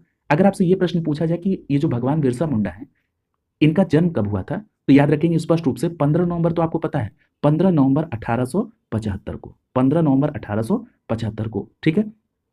और भगवान बिरसा मुंडा की डेथ कब मानी जाती है? तो याद रखेंगे 9 जून को, 9 जून 1900 को। याद रखेंगे 9 जून 1900 को। ठीक है, ये बात आपको ध्यान में याद रखना है। और ये जो बिरसा मुंडा इनका जन्म कहाँ हुआ था, किस गांव में? तो याद रखेंगे उली हातू गांव में इनका जन्म हुआ था। ठीक है, तो ये बात आपको ध्यान में रखनी है। अगला देखिए, पूछा जा रहा है कि शहीद माधो सिंह हाथ खर्चा योजना। याद रखिएगा, ये जो शहीद माधो सिंह हाथ खर्चा योजना है ये उड़ीसा के मुख्यमंत्री मोहन चरण मांझी के द्वारा इसकी शुरुआत की गई। क्लियर? क्या नाम है? शहीद माधो सिंह हाथ खर्चा योजना। और कब? 5 जनवरी 2025 को। ठीक है। और याद रखिएगा, इस योजना के तहत सरकार ने कक्षा 9 और 11 में दाखिला लेने वाले ST छात्रों को 5,000 रुपए की राशि एक मुश्त प्रोत्साहन राशि के रूप में प्रदान करने का निर्णय लिया है। ठीक है, तो 2 बातें यहाँ पर ध्यान में रखना है कि जो शहीद माधो सिंह हाथ खर्चा योजना है इसका संबंध उड़ीसा राज्य से है। और इस योजना की शुरुआत उड़ीसा के मुख्यमंत्री मोहन चरण मांझी ने 5 जनवरी 2025 को की। और इस शहीद माधो सिंह हाथ खर्चा योजना के तहत उड़ीसा सरकार कक्षा 9 और 11 में दाखिला लेने वाले ST छात्रों के लिए 5,000 रुपए की एकमुश्त सहायता प्रोत्साहन के तौर पर देगी। अगला जो योजना है वह प्रधानमंत्री फसल बीमा योजना और पुनर्गठित मौसम आधारित फसल बीमा योजना। इसमें आपको क्या बात ध्यान में रखनी है, याद रखिएगा केंद्रीय मंत्रिमंडल के द्वारा इन दोनों योजना को, यानी प्रधानमंत्री फसल बीमा योजना और पुनर्गठित मौसम आधारित फसल बीमा, इन दोनों योजना को 2025-26 तक जारी करने को मंजूरी दी गई। कब? 1 जनवरी 2025 को। ठीक है, तो याद रखेंगे अब ये दोनों योजनाएं, प्रधानमंत्री फसल बीमा योजना और पुनर्गठित मौसम आधारित फसल बीमा योजना 2025-26 तक जारी रहेगी। याद रखिएगा मंत्रिमंडल ने बीमा योजनाओं में, याद रखेंगे मंत्रिमंडल ने बीमा योजनाओं में प्रौद्योगिकी की शुरुआत के लिए 824.77 करोड़ रुपए के आवंटन के साथ नवाचार और प्रौद्योगिकी कोष, जिसको आप शॉर्ट फॉर्म में क्या कहते हैं, FIAT, इसकी भी स्थापना को मंजूरी दी है। ठीक है, तो याद रखेंगे मंत्रिमंडल ने कहा कि वो नवाचार और प्रौद्योगिकी कोष भी स्टैब्लिश करेगा और साथ ही साथ बीमा योजनाओं में प्रौद्योगिकी के सुधार के लिए 824.77 करोड़ रुपए का भी आवंटन किया गया। क्लियर है? याद रखिएगा स्वचालित मौसम स्टेशनों के माध्यम से डेटा बढ़ाने के लिए मौसम सूचना और नेटवर्क डेटा सिस्टम अर्थात WINDS शुरू किया जाएगा, जिसका राज्य सरकारों की सहायता के लिए कार्यान्वयन 2024-25 में शुरू होगा। ठीक है, तो ये बात आपको ध्यान में रखनी है। यहाँ पर देखिए प्रमुख रूप से आपको जो बात ध्यान में रखनी है कि जो प्रधानमंत्री फसल बीमा योजना और पुनर्गठित मौसम आधारित फसल बीमा योजना है, अब ये दोनों योजना 2025-26 तक जारी रहेगी। अगर आपसे ये प्रश्न पूछा जाए कि जो प्रधानमंत्री फसल बीमा योजना है इसको शॉर्ट फॉर्म में क्या कहते हैं, तो याद रखेंगे इसको शॉर्ट फॉर्म में कहते हैं PMFBY। ठीक है, यानी प्रधानमंत्री फसल बीमा योजना। इसकी शुरुआत कब हुई थी, तो याद रखेंगे इसकी शुरुआत हुई थी 2016 में। इसकी शुरुआत कब हुई थी? 2016 में। तो ये बात ध्यान में रखेंगे और ये भी ध्यान रखिएगा कि जो PMFBY है इसके तहत जो खरीफ फसल है इसके लिए 2%, रबी फसल के लिए 1.5% और जो वार्षिक वाणिज्यिक और बागवानी फसल है इसके लिए 5% न्यूनतम प्रीमियम का निर्धारण किया गया है। ठीक है, तो ये बात आपको ध्यान में रखनी है। अगला देखिए, अगली जो पहल है वो है विकसित पंचायत कर्मयोगी पहल। याद रखिएगा ये जो विकसित पंचायत कर्मयोगी पहल है इसका शुभारंभ किसके द्वारा किया गया? डॉक्टर जितेंद्र सिंह के द्वारा। कब किया गया? सुशासन दिवस के अवसर पर। और सुशासन दिवस कब मनाया जाता है? 25 दिसंबर को। तो ध्यान रखेंगे 25 दिसंबर 2024 को सुशासन दिवस के अवसर पर केंद्रीय मंत्री जितेंद्र सिंह के द्वारा विकसित पंचायत कर्मयोगी पहल की शुरुआत की गई।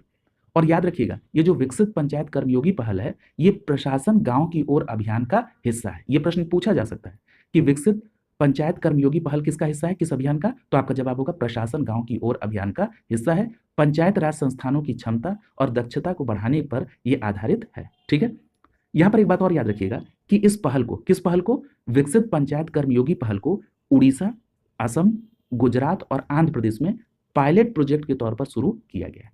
किन किन राज्यों में?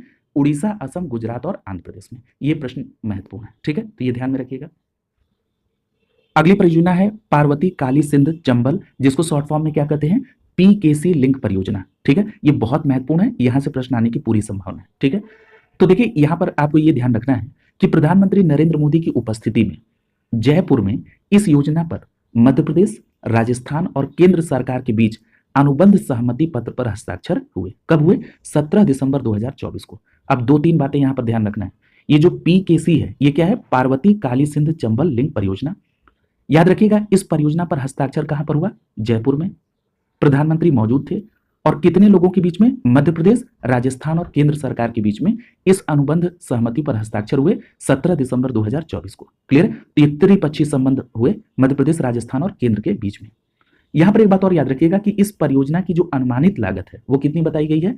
72,000 करोड़ रुपए। ठीक है, अब इस 72,000 करोड़ में से मध्य प्रदेश 35,000 करोड़ रुपए और राजस्थान 37,000 करोड़ रुपए व्यय करेगा। याद रखिएगा केंद्र की इस योजना में 90% केंद्रांश और 10% जो है राज्यांश होगा। ठीक है, यानी 90% जो है वो केंद्र और 10% राज्य व्यय करेगा। ठीक है, यहां पर एक बात और आपको ध्यान में रखना है कि ये जो परियोजना है इसके अंतर्गत 21 बांध बैराज निर्मित किए जाएंगे और परियोजना की जो कुल जल भराव क्षमता है वो कितनी है? 1908.83 घन मीटर। ठीक है, तो याद रखेंगे इस परियोजना की कुल जल भराव क्षमता 1908.83 घन मीटर है। ठीक है, तो इतनी बात आपको इसमें ध्यान रखना है, लेकिन कुछ बातें और इसमें आपको ध्यान में रखनी होंगी। किसमें? पार्वती काली सिंध चंबल लिंक परियोजना में। देखिए इसमें एक बात ध्यान रखिए, सबसे पहली बात तो जल किसका कहां जाएगा? तो याद रखिएगा इस परियोजना के तहत पार्वती, नेवज और काली सिंध नदियों के जो अधिशेष जल हैं इनको मध्य प्रदेश में चंबल नदी में और आगे राजस्थान में पूर्वी राजस्थान नहर परियोजना तक ले जाने के लिए इसको डिजाइन किया गया है। पहली बात तो ये ध्यान रखनी होगी। मैंने कहा पार्वती, नेवज और काली सिंध नदियों का अधिशेष जल। याद रखिएगा ये जो नेवज है ये काली सिंध की ही सहायक नदी है। ठीक है, तो ये बात स्पष्ट हो गई कि इस परियोजना को किस प्रकार से डिजाइन किया गया है। ठीक है, अब हम बात कर लेते हैं इन नदियों के बारे में भी। हो सकता है आपसे ज्योग्राफी के सब्जेक्ट जीएस पार्ट से कोरिलेट करके प्रश्न पूछ दे। जैसे फॉर एग्जाम्पल आपसे ये पूछ दे कि चंबल नदी का ये कहां से निकलती है, तो आपको जवाब देना है कि मध्य प्रदेश में इंदौर में विंध्य पर्वत के पास सिंगार चौरी चोटी से ये चंबल नदी निकलती है। ठीक है, इंदौर मध्य प्रदेश के विंध्य पर्वत में सिंगार चौरी चोटी से। अगर हम चंबल की सहायक नदी की बात करें तो याद रखेंगे चंबल की सहायक नदी में बनास है, काली सिंध, सिप्रा और पार्वती। ठीक है, तो ये ध्यान रखेंगे बनास, काली सिंध, सिप्रा और पार्वती ये चंबल की सहायक नदी है।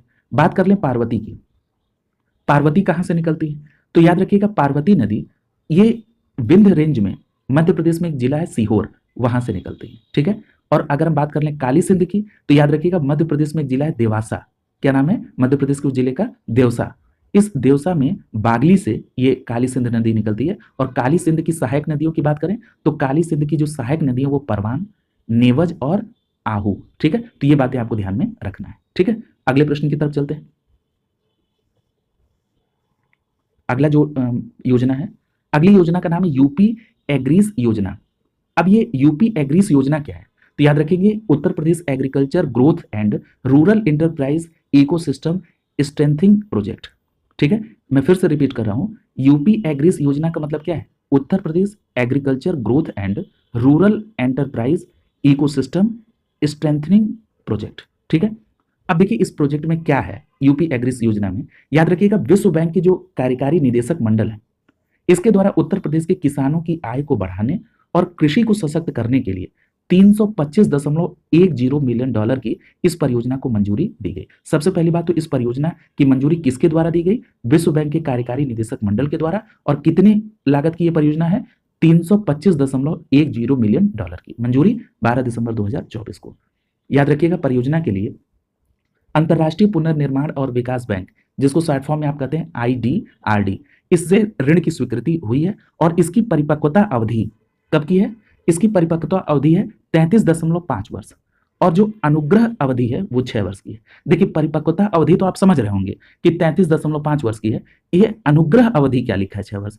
तो देखिए अनुग्रह अवधि जो है इसको बहुत शॉर्ट फॉर्म में समझ लीजिए, बिल्कुल संक्षिप्त में, जो देय तिथि होती है आपकी उसके बाद का एक ऐसा निर्धारित अवधि जिसके दौरान बिना किसी दंड के आप भुगतान कर सकते हैं, उसी को कहा जाता है अनुग्रह अवधि। ठीक है, यानी जो तिथि आपको जमा करने के लिए निर्धारित की गई थी उसके बाद भी एक ऐसी अवधि निर्धारित की जाए जिसमें बिना दंड के आप भुगतान कर सकते हैं, उसी अवधि को अनुग्रह अवधि कहा जाता है। तो इसमें अनुग्रह अवधि कितने वर्ष है? 6 वर्ष। ठीक है, याद रखिएगा मुख्यमंत्री योगी आदित्यनाथ ने 28 जनवरी 2025 को इस योजना का शुभारंभ किया। ठीक है, तो ये बात आपको ध्यान में रखना है। और विश्व बैंक का जो कार्यकारी निदेशक मंडल है उसके द्वारा 325.10 मिलियन डॉलर की इस परियोजना को मंजूरी कब मिली? 12 दिसंबर 2024 को। और याद रखिएगा कि इस परियोजना के लिए अंतर्राष्ट्रीय पुनर्निर्माण और विकास बैंक IBRD के द्वारा ऋण की स्वीकृति मिली और योगी आदित्यनाथ ने 28 जनवरी 2025 को इस योजना का शुभारंभ किया। अगला जो अभियान है वो है निश्चय निरामय छत्तीसगढ़। ये अभियान है, क्या नाम है? निश्चय निरामय छत्तीसगढ़। याद रखिएगा छत्तीसगढ़ के मुख्यमंत्री विष्णुदेव साय ने रायपुर में राज्य स्तरीय इस अभियान का शुभारंभ किया 7 दिसंबर 2024।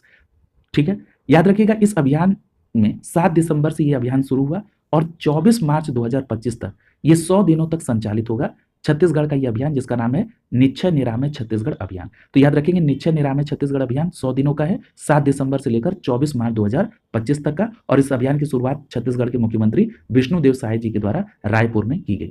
यहाँ पर एक बात और आपको ध्यान में रखना है कि ये अभियान किस चीज का है। तो याद रखेंगे ये जो निश्चय निरामय छत्तीसगढ़ अभियान है इसके अंतर्गत 100 दिनों तक राज्य में कुष्ठ, टीबी और मलेरिया के मरीजों की पहचान की जाएगी और उनका उपचार सुनिश्चित कराया जाएगा। किस रोग के लिए? कुष्ठ, टीबी और मलेरिया के लिए। अगला देखिए, अगली पहल है ऊर्जा वीर। याद रखिएगा ये जो ऊर्जा वीर पहल है ये एनर्जी एफिशिएंसी सर्विसेज लिमिटेड, जिसको आप शॉर्ट फॉर्म में कहते हैं EESL, इसके सहयोग से आंध्र प्रदेश में ये पहल लॉन्च की गई। तो ये जो ऊर्जा वीर पहल है कहाँ लॉन्च की गई? आंध्र प्रदेश में लॉन्च की गई। किसके सहयोग से? एनर्जी एफिशिएंसी सर्विसेज लिमिटेड अर्थात EESL के सहयोग से। यहाँ पर एक बात और याद रखिएगा कि ये पहल जो है इसके तहत राज्य भर में 1,12,000 पंजीकृत निजी इलेक्ट्रीशियन को ऊर्जा वीर के रूप में प्रशिक्षित और प्रमाणित किया जाएगा। क्लियर है? तो ये जो ऊर्जा वीर पहल है, इसके तहत आंध्र प्रदेश में निजी इलेक्ट्रीशियन को प्रशिक्षित करने का ये पहल है। इसके तहत 1,12,000 जो पंजीकृत निजी इलेक्ट्रीशियन है, उनको इस ऊर्जा वीर परियोजना के तहत या ऊर्जा वीर पहल के तहत प्रशिक्षित और प्रमाणित किया जाएगा। और इसमें सहयोग कौन करेगा? एनर्जी एफिशिएंसी सर्विसेज लिमिटेड अर्थात EESL के द्वारा। अगली जो योजना है वो है मुख्यमंत्री अन्न कोष योजना। याद रखिएगा, ये जो मुख्यमंत्री अन्न कोष योजना है, ये भी छत्तीसगढ़ से ही संबंधित है। ये छत्तीसगढ़ के मुख्यमंत्री विष्णुदेव साय के द्वारा छत्तीसगढ़ के सरगुजा जिले में इस योजना का शुभारंभ 9 दिसंबर 2024 को किया गया। क्लियर है? तो याद रखेंगे, मुख्यमंत्री अन्न कोष योजना की बात हो या निश्चय निरामय छत्तीसगढ़ अभियान, ये दोनों छत्तीसगढ़ राज्य से संबंधित है। ठीक है, तो ये ध्यान में रखिएगा। और 7 दिसंबर को ये निश्चय निरामय छत्तीसगढ़ अभियान और 9 दिसंबर को मुख्यमंत्री अन्न कोष योजना का शुभारंभ छत्तीसगढ़ के मुख्यमंत्री विष्णुदेव साय जी के द्वारा किया गया। अब यहाँ पर यह प्रश्न उठता है कि ये जो योजना है मुख्यमंत्री अन्न कोष योजना, इसका उद्देश्य क्या है? तो मुख्यमंत्री अन्न कोष योजना के तहत विशेष पिछड़ी जनजाति जो है पहाड़ी कोरबा समुदाय, इस कोरबा समुदाय की जो गर्भवती या शिशुवती माताएं हैं, उनको अतिरिक्त पोषण आहार उत्पन्न कराया जाएगा। क्लियर है? तो याद रखेंगे, छत्तीसगढ़ की जो पिछड़ी जनजाति पहाड़ी है कोरबा समुदाय, उसकी गर्भवती या शिशुवती माताओं के लिए अतिरिक्त पोषण आहार उपलब्ध कराने के लिए मुख्यमंत्री अन्न कोष योजना का प्रारंभ किया गया। याद रखिएगा, इससे पहाड़ी कोरबा समुदाय में मातृ मृत्यु दर और शिशु मृत्यु दर में कमी आएगी। ठीक है, तो ये बात ध्यान में रखिएगा। अगला है मिशन अरुण हिमवीर। क्या नाम है? मिशन अरुण हिमवीर। याद रखिएगा, अरुणाचल प्रदेश सरकार के द्वारा कृषि और बागवानी को बढ़ावा देने के उद्देश्य से इस मिशन की शुरुआत की गई नवंबर 2024 में। ठीक है, तो ये जो मिशन अरुण हिमवीर है, ये किसके द्वारा? अरुणाचल प्रदेश सरकार के द्वारा इसकी शुरुआत नवंबर 2024 में हुई। किस उद्देश्य से? तो कृषि और बागवानी उत्पादों को बढ़ावा देने के लिए। याद रखिएगा, इसे शुरू करने के लिए अरुणाचल प्रदेश कृषि विपणन बोर्ड और भारत तिब्बत सीमा पुलिस यानी ITBP और साथ ही साथ उत्तर पूर्व सीमांत के बीच में समझौते ज्ञापन पर हस्ताक्षर किए गए। तो ये भी बात आप ध्यान में रखिएगा। अगला है बीमा सखी योजना। ध्यान रखिएगा, ये जो बीमा सखी योजना है, ये प्रधानमंत्री नरेंद्र मोदी के द्वारा पानीपत हरियाणा में इसकी शुभारंभ किया गया। कब? 9 दिसंबर 2024 को। तो बीमा सखी योजना का शुभारंभ पानीपत हरियाणा में 9 दिसंबर 2024 को। अब ये प्रश्न उठता है कि ये जो बीमा सखी योजना है, इस योजना का क्या उद्देश्य है और किस तरह के लोग इसमें शामिल होंगे? तो याद रखेंगे, बीमा सखी योजना जो कि पानीपत हरियाणा में 9 दिसंबर 2024 को शुरू की गई, इस योजना में महिलाएं जो 18 से 70 वर्ष के बीच की हैं, ये भारतीय जीवन बीमा निगम यानी LIC की एजेंट के रूप में कार्य करने का इनको अवसर दिया जाएगा ताकि ये आर्थिक रूप से सशक्त हो सके। तो बीमा सखी योजना LIC में एक बीमा एजेंट के तौर पर काम करेंगी और इसमें जो पात्र महिलाओं का आयु है वो 18 से 70 वर्ष है। ठीक है, याद रखिएगा, महिलाओं को भारतीय जीवन बीमा निगम की बीमा सखी के नाम से जाना जाएगा। और इस योजना के तहत महिलाओं को पहले वर्ष में मासिक 7,000 रुपये, दूसरे वर्ष में 6,000 और 6,000 रुपये तीसरे वर्ष में वेतन के तौर पर मिलेगा। और इसके अलावा जो बीमा पॉलिसी ये बेचेंगे उसमें कमीशन भी इनको प्राप्त होगा। ठीक है, तो ये बात पूरी आपको ध्यान में रखना है। बीमा सखी योजना परीक्षा के दृष्टिकोण से इंपॉर्टेंट है। ये पूछा जा सकता है कि इसका शुभारंभ कहाँ से हुआ? पानीपत हरियाणा से। और एज भी पूछा जा सकता है, इस योजना में महिलाओं के लिए जो जिनको पार्टिसिपेट कराया जाएगा उनका एज क्या होगा? 18 से 70 वर्ष। और उनको क्या बोला जाएगा? ये बीमा सखी कहलाएंगे। अगला है राष्ट्रीय भूस्खलन जोखिम न्यूनीकरण परियोजना। याद रखिएगा, केंद्रीय गृह मंत्री हैं अमित शाह, इनकी अध्यक्षता में एक उच्च स्तरीय समिति के द्वारा इस योजना को मंजूरी दी गई। ठीक है, और कब दी गई? 26 नवंबर 2024 को। क्या नाम उस परियोजना का? राष्ट्रीय भूस्खलन जोखिम न्यूनीकरण परियोजना। ठीक है, याद रखिएगा, इस परियोजना को 15 राज्यों में संचालित किया जाएगा। ध्यान रखेंगे, राष्ट्रीय भूस्खलन जोखिम न्यूनीकरण परियोजना को 15 राज्यों में इंप्लीमेंट किया जाएगा। और इसको मंजूरी किसके द्वारा? तो केंद्रीय गृह मंत्री अमित शाह की अध्यक्षता वाली उच्च स्तरीय समिति के द्वारा 26 नवंबर 2024 को मंजूरी दी गई। अब वो 15 राज्य कौन से हैं? तो इसमें अरुणाचल प्रदेश है, असम है, हिमाचल प्रदेश है, मणिपुर है, मेघालय है, मिजोरम है, नागालैंड है, सिक्किम है, त्रिपुरा है, उत्तराखंड है, कर्नाटक है, केरल है, महाराष्ट्र है, तमिलनाडु है और पश्चिम बंगाल राज्य है। यानी टोटल 15 राज्य हैं। ठीक है, अगला प्रश्न देखिए, पूछ रहा है अटल इनोवेशन मिशन। याद रखिएगा, ये जो अटल इनोवेशन मिशन है, केंद्रीय मंत्रिमंडल के द्वारा 31 मार्च 2028 तक इस मिशन को जारी रखने की मंजूरी 25 नवंबर 2024 को मिली है। ठीक है, तो ये प्रश्न बहुत इंपॉर्टेंट है। ये जो अटल इनोवेशन मिशन है, इसको कब तक? 31 मार्च 2028 तक इस मिशन को जारी रखने की मंजूरी केंद्रीय मंत्रिमंडल के द्वारा 25 नवंबर 2024 को दी गई। इसको अटल इनोवेशन मिशन 2.0 कहा जा रहा है। ठीक है, ड्यूरेशन कब तक होगा? 31 मार्च 2028 तक। और ये जो अटल इनोवेशन मिशन 2.0 है, इसके लिए कितना बजट सैंक्शन है? तो याद रखिएगा इसके लिए बजट है 2,750 करोड़ रुपए का, 2,750 करोड़ रुपए का। क्लियर है? और आप भली बात परिचित भी हैं इस बात से कि अटल इनोवेशन मिशन जो है, इसको नीति आयोग के तहत भारत सरकार ने 2016 में शुरू किया था। अटल इनोवेशन मिशन को भारत सरकार ने 2016 में प्रारंभ किया था। किसके तहत? नीति आयोग के तहत। अगला जो प्रश्न पूछा, अगला जो टॉपिक है योजना, वो है हियो जल विद्युत योजना। ये जो हियो जल विद्युत परियोजना है, याद रखिएगा आर्थिक मामलों की जो मंत्रिमंडलीय समिति है, इसने अरुणाचल प्रदेश के सी योमी जिले में, अरुणाचल प्रदेश की सी योमी जिले में इस योजना के निर्माण के लिए 1,939 करोड़ रुपए की मंजूरी दी। कब? 25 नवंबर 2024। तो दो बातें यहां पर ध्यान रखना है कि हियो जल विद्युत परियोजना ये अरुणाचल प्रदेश के सी योमी जिले में होगी और इसमें लागत कितनी आएगी, इसको मंजूरी कितने की मिली है? 1,939 करोड़ की। याद रखिएगा ये जो हियो जल विद्युत परियोजना है, ये टोटल 240 मेगावाट की परियोजना है, यानी 80 मेगावाट की 3 इकाइयां, और इसको पूरा करने के लिए जो अनुमानित अवधि है वो 50 माह की निर्धारित की गई है। ठीक है, तो ये भी बात ध्यान में रखिएगा। अगला देखिए, और याद रखिएगा ये हियो जल विद्युत परियोजना के तहत 1,000 मिलियन यूनिट ऊर्जा उत्पादन होगा। अगला है तातो फर्स्ट जल विद्युत परियोजना। याद रखिएगा आर्थिक मामलों की मंत्रिमंडल समिति ने इसी 25 नवंबर 2024 को तातो फर्स्ट जल विद्युत परियोजना के लिए 1,750 करोड़ रुपए के निवेश को मंजूरी दी है। यहां पर इस बात को आपको ध्यान में रखना होगा कि जो तातो फर्स्ट जल विद्युत परियोजना है, ये भी अरुणाचल प्रदेश के सी योमी जिले में स्थित इस परियोजना को लागू करने के लिए 50 महीने का समय निर्धारित किया गया है। क्लियर है?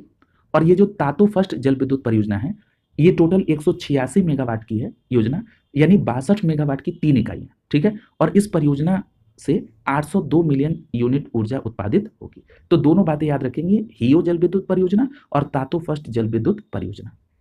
अगला जो योजना है वो है चिकित्सा उपकरण उद्योग को मजबूत करने की योजना। यहां पर याद रखिएगा केंद्रीय मंत्री हैं, स्वास्थ्य मंत्री हैं जगत प्रकाश नड्डा, या जेपी नड्डा इनको शॉर्ट फॉर्म में कहते हैं। उन्होंने, जेपी नड्डा जी ने इस योजना का शुभारंभ 8 नवंबर 2024 को किया। क्या है योजना? चिकित्सा उपकरण उद्योग को मजबूत करने के लिए।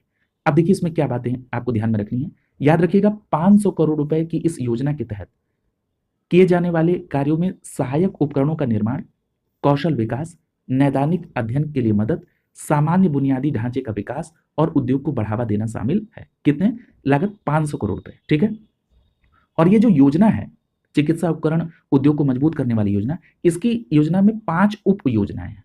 अब कौन कौन सी 5 उप योजनाएं हैं? इसमें चिकित्सा उपकरण क्लस्टर्स के लिए सामान्य सुविधा, और इसमें परिव्यय होगा 110 करोड़ रुपए का। आयात निर्भरता कम करने के लिए सीमांत निवेश योजना, इसमें खर्च होगा 180 करोड़ रुपए। अगर हम बात करें चिकित्सा उपकरण के लिए क्षमता निर्माण और कौशल विकास, तो इसमें खर्च होगा 100 करोड़ रुपए। चिकित्सा उपकरण नैदानिक अध्ययन सहायता योजना, इसमें खर्च होगा 100 करोड़ रुपए। और चिकित्सा उपकरण प्रोत्साहन योजना के लिए 10 करोड़ रुपए की स्वीकृति दी गई है। क्लियर? तो ये बातें आपको ध्यान में रखनी होगी। मुख्य रूप से आप मोटी मोटी बात ये ध्यान में रखेंगे कि जो चिकित्सा उपकरण उद्योग को मजबूत करने की योजना है, इसका शुभारंभ जगत प्रकाश नड्डा साहब ने किया 8 नवंबर 2024 को, और इस योजना के तहत 500 करोड़ रुपए की लागत से चिकित्सा उपकरण के निर्माण, कौशल विकास और नैदानिक अध्ययन में मदद के लिए इसको बढ़ावा की बात की गई है। अगला जो है वो है ऑपरेशन और अभियान, यानी आपने यहाँ पर योजना और परियोजना भी कंप्लीट कर लिया, पुरस्कार भी हो गया, योजना परियोजना। अब बात करेंगे ऑपरेशन अभियान की। इसमें जो सबसे पहला ऑपरेशन दिया गया है वो क्या है? चिवालरस नाइट 3। क्या नाम है? चिवालरस नाइट 3। अब ये क्या ऑपरेशन है? याद रखिएगा संयुक्त अरब अमीरात यानी यूएई के द्वारा इस राहत अभियान के सबसे बड़े चरण की शुरुआत की गई जनवरी 2025 में। ठीक है, क्या नाम है? Operation Chivalrous Knight 3। और ये कहां पर? गाजा में युद्ध विराम के बाद पश्चात यह अभियान चलाया जा रहा है। ठीक है, तो याद रखेंगे ऑपरेशन चिवालरस नाइट 3 का संबंध यूएई से है और ये गाजा में युद्ध विराम के पश्चात ये चलाया जा रहा है। अगला देखिए, अगला जो है वो है स्वस्थ माता तंदुरुस्त बच्चा अभियान। ध्यान रखिएगा छत्तीसगढ़ के मुख्यमंत्री विष्णुदेव साय ने जसपुर जिले में इसको लॉन्च किया 15 जनवरी 2025 को। ठीक है, तो देखिए अभी आपने छत्तीसगढ़ से संबंधित 2 योजनाएं पढ़ी अभियान। वो अभियान एक क्या था? निश्चय निरामय छत्तीसगढ़ अभियान, और दूसरा क्या था? मुख्यमंत्री अन्न कोष योजना। ठीक है, अब इस अभियान को भी देखिए, स्वस्थ माता तंदुरुस्त बच्चा। छत्तीसगढ़ में 15 जनवरी को 2025 को वहां के मुख्यमंत्री विष्णुदेव साय ने कहां से इसका शुभारंभ किया? जसपुर जिले से। याद रखिएगा, ये जो स्वस्थ माता तंदुरुस्त बच्चा अभियान है छत्तीसगढ़ का, इसमें आईआईटी बॉम्बे के सहयोग से आईआईटी बॉम्बे जसपुर पोषण मिशन के अंतर्गत इसको शुरू किया। यानी इसमें किसका कोलैबोरेशन है? आईआईटी बॉम्बे का। और उद्देश्य क्या है स्वस्थ माता तंदुरुस्त बच्चा अभियान की? कि जो गर्भवती माताएं हैं और इनके बच्चों को प्रॉपर पोषण मिल पाए। ठीक है, तो ये बात ध्यान में रखिएगा। अगला देखिए, अगला है सूर्य किरण 2024। ध्यान रखिएगा, भारत और नेपाल के बीच ये संयुक्त सैन्य अभ्यास का 18वां संस्करण है। बहुत महत्वपूर्ण बात है, ये जो सूर्य किरण 2024 है, ये कौन सा संस्करण है? 18वां संस्करण है। और सूर्य किरण किन देशों के बीच का सैन्य अभ्यास है? भारत और नेपाल का। और दूसरी बात ये ध्यान रखना होता है कि ये कहां पर हुआ था। तो याद रखेंगे, सूर्य किरण 2024 भारत और नेपाल की संयुक्त सेनाओं के बीच नेपाल के सलझंडी में आयोजित किया गया था। 18वां सूर्य किरण 2024 नेपाल के सलझंडी में आयोजित हुआ। और ये किसके बीच में? भारत और नेपाल के बीच में ये एक सैन्य अभ्यास है। और जो अंतिम बात आपको ध्यान में रखनी है 18वें सूर्य किरण 2024 के बारे में, किसका आयोजन कब से कब तक हुआ? तो 31 दिसंबर से 13 जनवरी 2025 के बीच। ठीक है, अगला है हरि माऊ शक्ति 2024। याद रखिएगा, ये जो हरि माऊ शक्ति 2024 है, ये भी एक सैन्य अभ्यास है। और ये भारत और मलेशिया के बीच ये संयुक्त सैन्य अभ्यास होता है। और हरि माऊ शक्ति 2024 ये चौथा संस्करण है। ठीक है, अगर ये पूछा जाए कि हरि माऊ शक्ति 2024 का आयोजन कहां पे हो रहा है, तो याद रखेंगे मलेशिया के पहांग जिले के बेंटोंग कैंप में। कहां पर? मलेशिया के पहांग जिले के बेंटोंग कैंप में भारत और मलेशिया की संयुक्त सेना के बीच चौथा हरि माऊ शक्ति 2024 का आयोजन हो रहा है। और कब से कब तक हुआ? 2 से 15 दिसंबर 2024 के बीच। ये ड्यूरेशन भी ध्यान में रखिएगा, क्योंकि अब इससे भी संदर्भित प्रश्न पूछा गया है। अगला है संयुक्त विमोचन 2024। याद रखिएगा, एक बहुपक्षीय वार्षिक संयुक्त मानवीय सहायता और आपदा राहत अभ्यास है ये। और भारतीय सेना के दक्षिण कमान की कोणार्क कोर के द्वारा अहमदाबाद और पोरबंदर गुजरात में इसको आयोजित किया गया। क्या नाम है? संयुक्त विमोचन 2024। किसके द्वारा आयोजित हुआ? भारतीय सेना के दक्षिणी कमान की कोणार्क कोर के द्वारा। कहां पर? अहमदाबाद और पोरबंदर गुजरात में। कब से कब तक? 18 और 19 नवंबर 2024 के बीच। संयुक्त विमोचन 2024। अगला देखिए, अगला पूछ रहा है अग्नि वॉरियर 2024। याद रखिएगा, ये जो अग्नि वॉरियर 2024 है, ये भारत और सिंगापुर की सेना के बीच में ये 13वां संस्करण है। यानी 13वां अग्नि वॉरियर 2024 भारत और सिंगापुर के बीच में। और ये कहां पर हुआ? तो याद रखेंगे 13वां अग्नि वॉरियर 2024 देवलाली महाराष्ट्र में ये हुआ। यह देवलाली महाराष्ट्र के फील्ड फायरिंग रेंज में आयोजित हुआ। और ये प्रश्न अगर पूछा जाए कि जो 13वां अग्नि वॉरियर 2024 का आयोजन देवलाली महाराष्ट्र में हुआ, कब से कब तक? तो 28 से 30 नवंबर 2024 के बीच। अगला जो है वो है बाल विवाह मुक्त भारत। ध्यान रखिएगा, ये जो बाल विवाह मुक्त भारत अभियान है, ये केंद्रीय महिला एवं बाल विकास मंत्री हैं अन्नपूर्णा देवी जी। इन्होंने विज्ञान भवन नई दिल्ली में इसको लॉन्च किया, बाल विवाह मुक्त भारत। और ये कब लॉन्च हुआ? 27 नवंबर 2024 को। तो एक लाइन में समराइज करें तो 27 नवंबर 2024 को केंद्रीय महिला एवं बाल विकास मंत्री अन्नपूर्णा देवी जी के द्वारा विज्ञान भवन नई दिल्ली में बाल विवाह मुक्त भारत को लॉन्च किया गया। ठीक है, अगला देखिए, अगला है SAREX 2024। क्या है? SAREX 2024। याद रखेंगे, भारतीय तट रक्षक बल के राष्ट्रीय समुद्री खोज और बचाव अभ्यास की कार्यशाला है। ये इसका 11वां संस्करण है। और आयोजन कहां पर हुआ? कोची केरल में। कब से कब तक? तो 28 और 29 नवंबर 2024 के बीच। तो याद रखेंगे 28 और 29 नवंबर 2024 के बीच कोची केरल में 11वां SAREX 2024, जो कि भारतीय तटरक्षक बल के राष्ट्रीय समुद्री खोज और बचाव अभ्यास की यह कार्यशाला थी। और कहां हुई? कोची केरल में। ध्यान रखिएगा। अगला देखिए, अगला है पहला अंतरिक्ष अभ्यास 2024। ध्यान रखिएगा, ये जो पहला अंतरिक्ष अभ्यास 2024 है, ये एकीकृत रक्षा कार्मिक मुख्यालय की रक्षा अंतरिक्ष एजेंसी के द्वारा आयोजित हुई। और कब से कब तक? तो ड्यूरेशन याद रखिएगा, 11 से 13 नवंबर 2024 के बीच। पहला अंतरिक्ष अभ्यास 2024। अगला देखिए, अगला है सहयोग होप टैग अभ्यास। याद रखिएगा, भारत और वियतनाम के बीच कोची केरल में आयोजित हुआ सहयोग होप टैग अभ्यास। ठीक है, तो ध्यान रखेंगे सहयोग होप टैग अभ्यास ये भारत और वियतनाम के बीच। और कहां पर आयोजित हुआ? कोची केरल में। कब हुआ? दिसंबर 2024 में। ठीक है, अगला देखिए, तो इस प्रकार ऑपरेशन और अभियान भी कंप्लीट हुआ। अगला जो टॉपिक है, ये आज का लास्ट टॉपिक है, आयोग और समिति। ठीक है, इसमें सबसे पहले आप देखेंगे कि जो महाकुंभ 2025 है, इसमें एक भगदड़ की घटना हुई। इसके लिए एक न्यायिक आयोग गठित किया गया है। इसी न्यायिक आयोग के संदर्भ में ये आपसे दिया गया है। याद रखिएगा, उत्तर प्रदेश सरकार ने प्रयागराज के महाकुंभ में मौनी अमावस्या के अवसर पर जो भगदड़ की घटना हुई, इसके लिए 3 सदस्यीय एक न्यायिक आयोग गठित किया जनवरी 2025 में। कितने सदस्यीय है? 3 सदस्यीय न्यायिक आयोग है। याद रखिएगा, ये जो महाकुंभ 2025 में भगदड़ की घटना जो मौनी अमावस्या को हुई, उसमें जो 3 सदस्यीय न्यायिक आयोग है, इसमें अध्यक्षता कौन कर रहा है? तो याद रखेंगे, इस आयोग की अध्यक्षता इलाहाबाद उच्च न्यायालय के सेवानिवृत्त न्यायमूर्ति हर्ष कुमार कर रहे हैं। कौन कर रहा है? हर्ष कुमार। और इसमें अन्य 2 सदस्य कौन हैं? तो याद रखिएगा, इनके साथ यानी न्यायमूर्ति सेवानिवृत्त न्यायमूर्ति हर्ष कुमार के साथ सेवानिवृत्त आईपीएस अधिकारी वीके गुप्ता है और सेवानिवृत्त आईएएस अधिकारी डी.के. सिंह हैं। ठीक है, तो याद रखेंगे हर्ष कुमार अध्यक्षता कर रहे हैं, इसके साथ रिटायर्ड आईपीएस वीके गुप्ता और रिटायर्ड आईएएस डी.के. सिंह हैं। ठीक है, ये ध्यान रखिएगा। अगला जो है वो है वक्फ संशोधन बिल पर संयुक्त संसदीय समिति यानी जेपीसी की रिपोर्ट। ध्यान रखिएगा, ये जो वक्फ संशोधन बिल था, इस पे जो जेपीसी का गठन किया गया था, इस जेपीसी की अध्यक्षता कौन कर रहे थे? जगदम्बिका पाल जी। ठीक है, और इन्होंने अपनी रिपोर्ट लोकसभा अध्यक्ष को सौंप दी। ठीक है, कब? जनवरी 2025 में। तो ध्यान रखिएगा, ये प्रश्न सीधा ऐसे भी हो सकता है कि वक्त संशोधन बिल पर जो जेपीसी का गठन हुआ था, इसकी अध्यक्षता कौन कर रहे थे? जगदम्बिका पाल।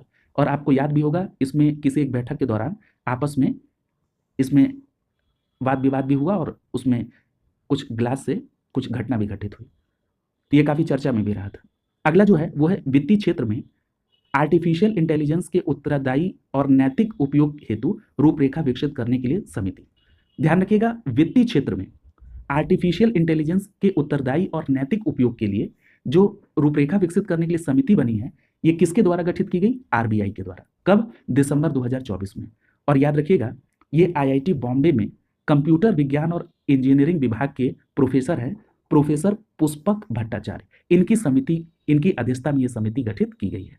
तो अगर इस पूरी बात को एक लाइन में समराइज करें तो आप कहेंगे कि भारतीय रिजर्व बैंक के द्वारा दिसंबर 2024 में आईआईटी बॉम्बे के कंप्यूटर विज्ञान और इंजीनियरिंग विभाग के प्रोफेसर पुष्पक भट्टाचार्य जी की अध्यक्षता में एक समिति का गठन किया गया और ये समिति वित्तीय क्षेत्र में आर्टिफिशियल इंटेलिजेंस के उत्तरदायी और नैतिक उपयोग के लिए रूपरेखा विकसित करेगी। ठीक है, तो ध्यान रखिएगा। और यहीं पर मैं एक प्रश्न आपसे पूछ दूं कि आरबीआई के 26वें गवर्नर कौन बने हैं? पिछली क्लास में आपने पढ़ा है, तो निश्चित रूप से आप आंसर करेंगे संजय मल्होत्रा। ठीक है, और इनका कार्यकाल कब तक होगा? 3 वर्ष के लिए। ठीक है, तो ये भी बात आप ध्यान में रखिएगा। तो इस प्रकार यहाँ पर आयोग और समिति भी कंप्लीट हो गया। अगली क्लास में सम्मेलन और समारोह और बाकी ये जो छोटे टॉपिक है जहाँ से सीधे प्रश्न आपके यहाँ बनते हैं, 1-1, 2-2, ये कल कंप्लीट हो जाएगा। क्लियर है? उसके बाद आपका एक खेल का सेक्शन बचेगा, आर्थिकी में आपका बजट बचेगा और एक वन रिपोर्ट 2023, ये 3 टॉपिक उसके बाद में बचेंगे और 1 बाय 1 करके उनको भी कंप्लीट करा दिया जाएगा। और इस प्रकार ये पूरा मैगजीन आपका विस्तृत व्याख्या सहित कंप्लीट हो जाएगी। शुभकामनाओं के साथ आप सभी